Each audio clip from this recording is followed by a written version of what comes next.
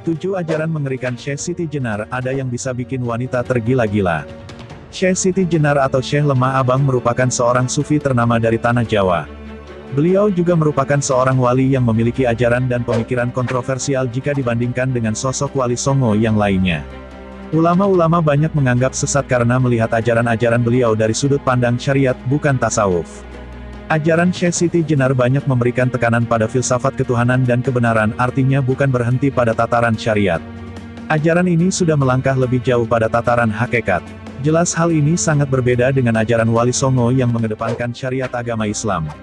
Ajaran beliau mengarah pada pengolahan kalbu dan sangat terkenal dengan istilah manunggaling kawulo Gusti. Disitulah kemudian banyak muncul kesan penyimpangan pada ajaran-ajaran Syekh Siti Jenar.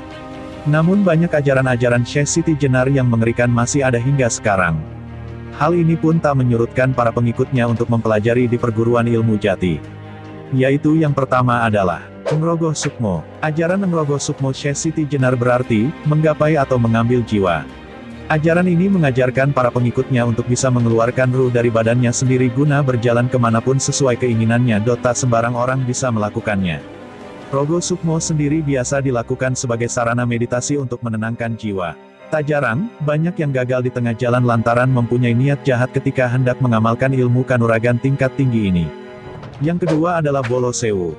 Ilmu Bolo Sewu mempunyai arti, 1000 pengikut. Ilmu ini biasa digunakan oleh para pengikutnya untuk melindungi diri ketika berpergian atau berhadapan dengan musuh. Dengan ilmu Bolo Sewu seseorang akan memiliki 1000 jin yang mampu menjaganya dari segala mara bahaya yang menghadang.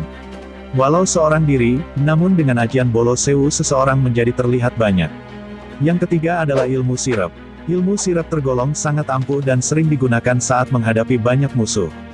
Dengan ilmu ini kita mampu membuat banyak orang tidur nyenyak dan tak bisa bangun dalam beberapa waktu.